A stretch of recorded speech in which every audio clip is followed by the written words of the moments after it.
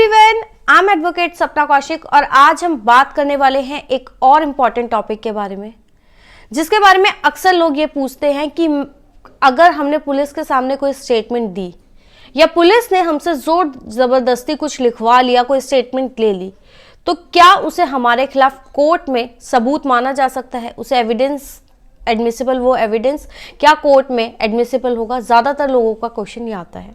आज हम उसी के बारे में बात करेंगे। इसके अलावा हम बात करेंगे कि क्या अगर आप पुलिस को कोई स्टेटमेंट नहीं देते हैं या आप वहाँ चुप रहते हैं, अगर आपसे कोई इंक्वायरी की जाती है, कोई इन्वेस्टिगेशन की जाती है और आप उसके जवाब नहीं देते हैं, तो क्या इसे आपके खिलाफ माना जाएगा?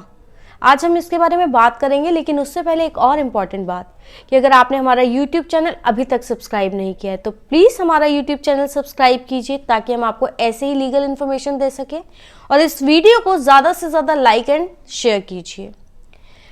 तो बात करते हैं कि अगर पुलिस के सामने आपने कोई स्टेटमेंट दी तो क्या उसे कोर्ट में एविडेंस माना जाएगा? क्या वो कोर्ट में एडमिसिबल होगा?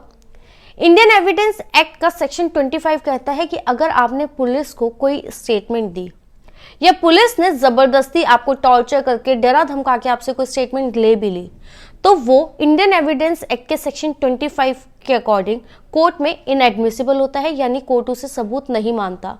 आप पुलिस के आगे कुछ कह भी देते हैं तो भी कोर्ट में वो इनएडमिसिबल है।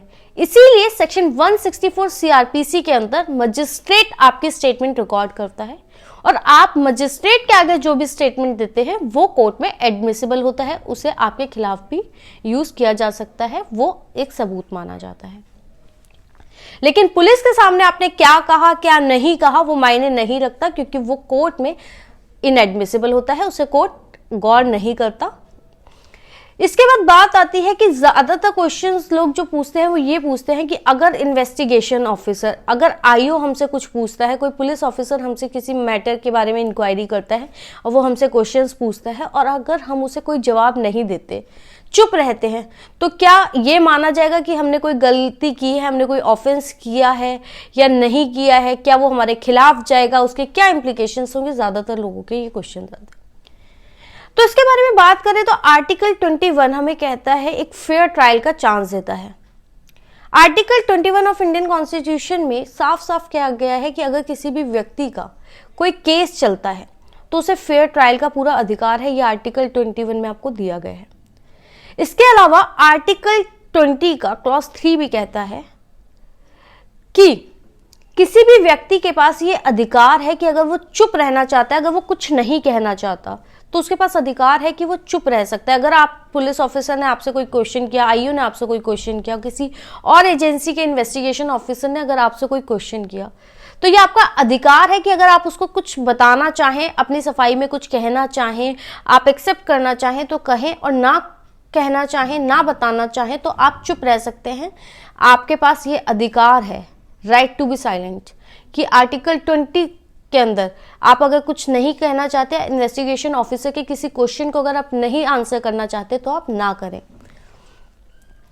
इसके अलावा एक सबसे और महत्वपूर्ण बात जो है वो आप सबको ये जाननी चाहिए कि हमारा लीगल सिस्टम में कुछ बातें कही गई है कि जब तक किसी व्यक्ति का अपराध सिद्ध नहीं हो जाता, जब तक किसी व्यक्ति का अपराध सिद्ध नहीं हो जाता, उसे निर्दोष माना जाता है।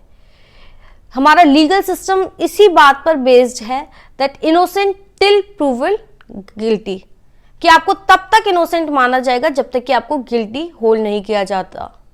Presume that person is innocent till proven guilty. इसके अलावा एक और चीज कि प्रोसिक्यूशन के ऊपर, यानी कि जो दूसरा पक्ष है जिसने आपके ऊपर आरोप लगाया है, प्रोसिक्यूशन के ऊपर ये प्रूफ बर्डन होता है कि वो प्रूफ करे कि आपने कोई गलत काम किया है। इसके कुछ अपवाद है, लेकिन ज्यादातर केसेस में ये होता है कि बर्डन प्रोसिक्यूशन, जिसने आपके ऊपर आरोप लगाया है, पहले वो सिद्ध करे कि आपने कोई अपराध किया है। इसलिए आपके पास अधिकार है कि आपको पूरे फेयर ट्रायल का अधिकार आपको आर्टिकल 21 देता है, आपको चुप रहने का अधिकार आर्टिकल 20 देता है। इसके अलावा सेक्शन 25 कहता है कि police, section 25 of Indian evidence act कहता है कि अगर आपने पुलिस के सामने कुछ कहा, कोई स्टेटमेंट दी, तो वो आपके विरुद्ध यूज नहीं की जाएगी, वो कोर्ट में इनएडमिसिबल होती है। सेक्शन 164 सीआरपीसी के अंदर अगर आपने मजिस्ट्रेट के आगे कोई स्टेटमेंट दिया तो वो कोर्ट में एडमिसिबल होता है, वो कोर्ट में मान्य होता है। तो ये कुछ ऐसे प्रोविजंस थे जो आज की वीडियो में हमने डिस्कस किए, जिसको हर व्यक्ति को जानना चाहिए कि चुप रहना आपका अधिकार है। कोई भी पुलिस ऑफिसर आपको मार पीट कर, डरा धमकाकर आपसे कोई स्टेटमेंट नहीं ले सकता, और इन केस कोई ले लेता है तो वो कोर्ट में मान्य नहीं होता, इसलिए आपको ज्यादा डरने की जरूरत नहीं होती। आपको ये वीडियो कैसा लगा और आप किन और मुद्दों पर वीडियोस चाहते हैं, प्लीज कमेंट सेक्शन में बताएं।